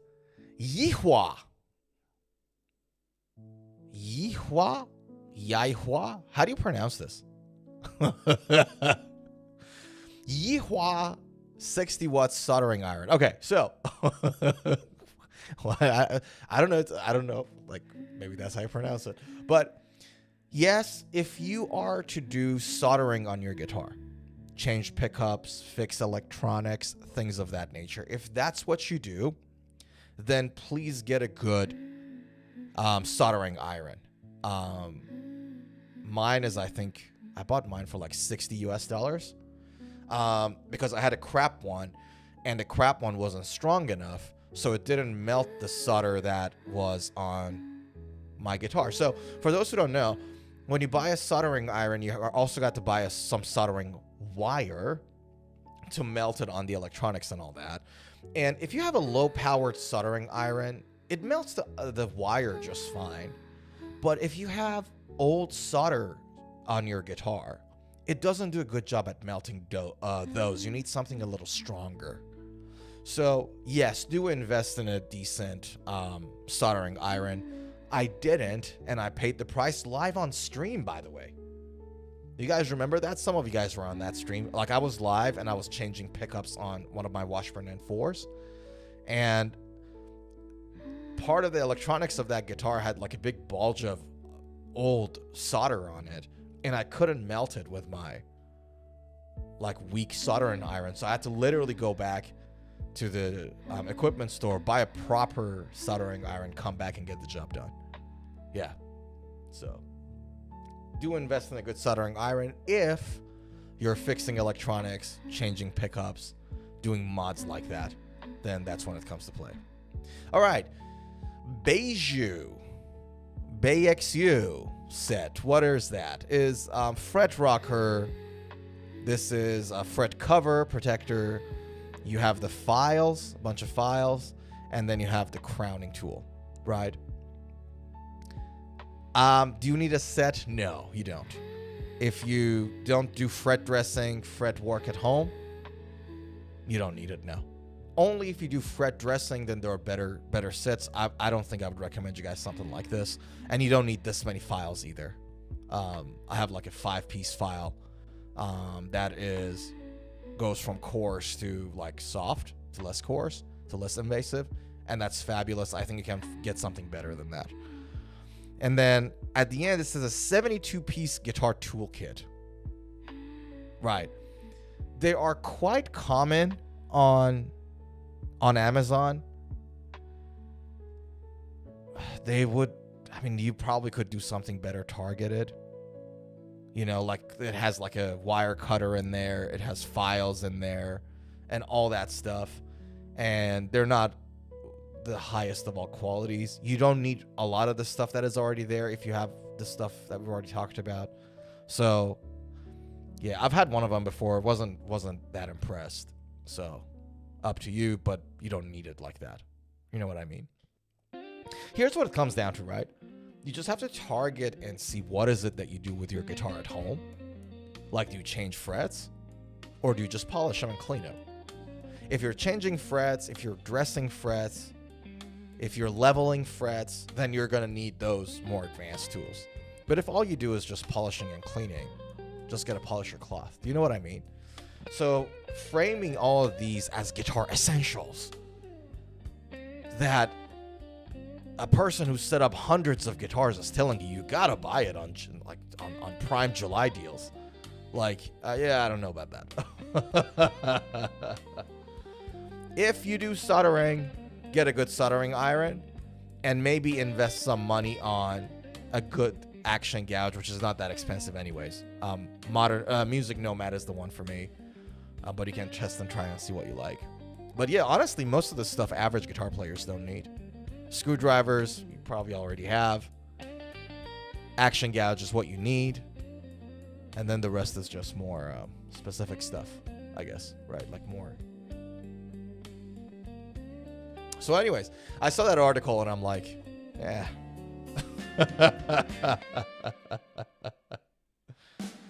Ay. All right. Any last comments? Any last gossip and chats? I think we did really good today. I really do. We covered, what did we cover? We covered Kramer, I know. But Kramer, right? Kramer 50th anniversary Barretta. We talked about that. We know there's a bunch of other models out. Different colors. They killed it. I think this gold looks good though. I'll be honest with you guys. We talked about that. We talked about the new PRS John Jordan signature. We talked about this little article here. We talked about the JBL Bandbox Dorothy recommended. That was a killer. Yeah, I think we did really good on the stream today. I think we went really athletic. What can I say? Any final comments, y'all? Any final comments, gossips? Anything comes to mind? Because if not, man, can I tell you guys something? Guys,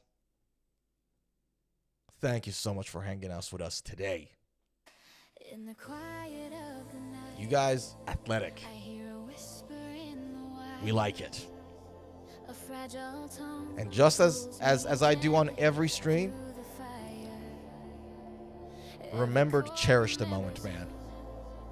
As a man, as a person with responsibilities, as a mom, I'm reaching through, it's hard to find time for yourself. But if you love playing the guitar, pick it up a couple of hours a day, 1 hour a day. Selfishly, it's yours. You've earned it through all the hard work and through all the stuff that you do. Play the guitar, man. Now it's the time. We're getting old. We're not getting any younger. And yeah, cherish the moments. Guys, what more can I say? Thank you so much for hanging out with me today, y'all. Have a great rest of the weekend.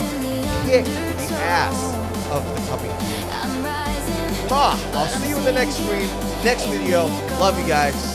Take a good care of yourself. Woo! Let's go! So Sorenzo.